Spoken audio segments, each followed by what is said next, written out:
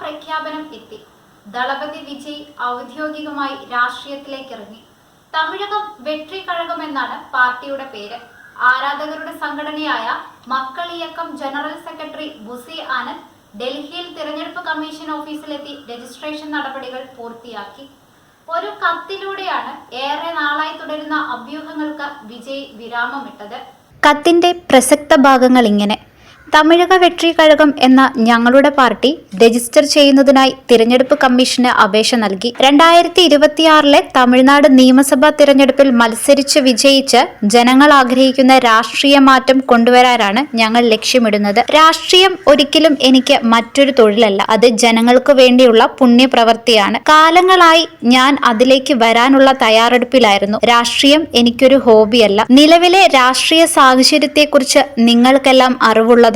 ഭരണപരമായ കെടുകാര്യസ്ഥതയും ദുഷിച്ച രാഷ്ട്രീയ സംസ്കാരവും ഒരു വശത്ത്, ജാതിയുടെയും മതത്തിന്റെയും പേരിൽ ജനങ്ങളെ ഭിന്നിപ്പിച്ച് ഭരിക്കുന്ന രാഷ്ട്രീയ സംസ്കാരം മറുവശത്തും. നിസ്വാർത്ഥവും സുതാര്യവും ജാതിരഹിതവും ദീർഘവീക്ഷണമുള്ളതും അഴിമതിരഹിതവും കാര്യക്ഷമവുമായ ഒരു ഭരണം, അതിലേക്ക് നയിക്കാൻ കഴിയുന്ന ഒരു രാഷ്ട്രീയ മാറ്റത്തിനായി തമിഴ്നാട്ടിലെ ജനങ്ങൾ ആഗ്രഹിക്കുന്നു. ഇതുവരെ കരാർ ഒപ്പിട്ട സിനിമകൾ രാഷ്ട്രീയ പ്രവർത്തനത്തെ തെല്ലും ബാധിക്കാതെ പൂർത്തിയാക്കും. അതിനുശേഷം ജനസേവന രാഷ്ട്രീയത്തിൽ പൂർണ്ണമായും മുഴുകും. തമിഴ്നാട്ടിലെ ജനങ്ങൾക്കുള്ള നന്ദി സൂചകമായി ഞാനിതിനെ കാണുന്നു എന്നാണ് രാഷ്ട്രീയ പ്രവേശനം പ്രഖ്യാപിച്ചുകൊണ്ട് വിജയ് വ്യക്തമാക്കുന്നത്. വിജയ് രാഷ്ട്രീയത്തിൽ ഇറങ്ങുന്നു എന്ന അഭ്യൂഹം ഇടയ്ക്കിടെ ഉയരാറുണ്ട്. എന്നാൽ ചെന്നൈയിൽ പുതിയ ചിത്രം ലിയോയുടെ വിജയാഘോഷത്തിനിടെയാണ് നടൻ അർജുൻ താരത്തിന്റെ രാഷ്ട്രീയ മോഹങ്ങളെക്കുറിച്ച് വ്യക്തമായ സൂചന നൽകിയത്. അടുത്ത നിയമസഭാ തിരഞ്ഞെടുപ്പിൽ വിജയ് രാഷ്ട്രീയത്തിൽ ഇറങ്ങുമെന്നാണ് അർജുൻ വ്യക്തമാക്കിയത്. വിജയുടെ ഫാൻസ് അസോസിയേഷനായ ദളപതി വിജയ് മക്കൾ ഇയക്കം പ്രത്യേക പതാകയോ ചിഹ്നമോ ഇല്ലാതെ കഴിഞ്ഞ പഞ്ചായത്ത് തിരഞ്ഞെടുപ്പിൽ മത്സരിച്ചിരുന്നു. 169 അംഗങ്ങൾ മത്സരിച്ചതിൽ 115 പേരും തിരഞ്ഞെടുക്കപ്പെട്ടു.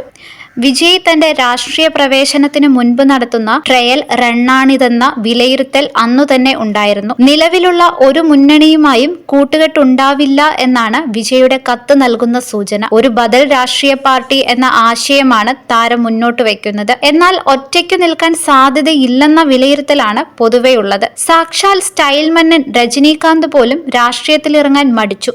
വിജയകാന്തിനും കാര്യമായ സ്വാധീനം രാഷ്ട്രീയ മേഖലയിൽ സൃഷ്ടിക്കാൻ കഴിഞ്ഞില്ല. മാത്രമല്ല, ഏറ്റവും ഒടുവിൽ ഉലകനായകൻ കമൽഹാസന്റെ ഉദാഹരണവും മുന്നിലുണ്ട്. അതിനാൽ സ്വതന്ത്രമായി നിൽക്കുക പ്രയാസമായിരിക്കും. ഓൺ സ്ക്രീൻ ഓഫ് സ്ക്രീൻ ഇമേജുകളെ വേറിട്ട് കാണാൻ തമിഴ് മക്കളും തുടങ്ങിയിരിക്കുന്നു എന്ന സൂചനയാണ് സമീപകാലത്ത് കണ്ടുവരുന്നത്. അതാണ് കമൽഹാസന് തിരിച്ചടിയായതും. എന്നാൽ ഫാൻ ബേസിന്റെ കാര്യത്തിൽ വളരെ മുന്നിലാണ് വിജയ്. ആരാധകരുടെ സംഘടനയെ രാഷ്ട്രീയ പാർട്ടിയായി മാറ്റാനാണ് വിജയ് ശ്രമിക്കുന്നതെന്ന വാർത്തകളും നേരത്തെ പുറത്തു വന്നിരുന്നു. BJPക്കൊപ്പം വിജയ് നിൽക്കുമെന്ന അഭ്യൂഹങ്ങളും അതിനിടയിൽ പരക്കുന്നുണ്ട്. കാര്യമായി സ്വാധീനമുണ്ടാക്കാൻ കഴിയാത്ത BJP വിജയിയെ ഒപ്പം കൂട്ടിയാലും അത്ഭുതപ്പെടേണ്ടതില്ല.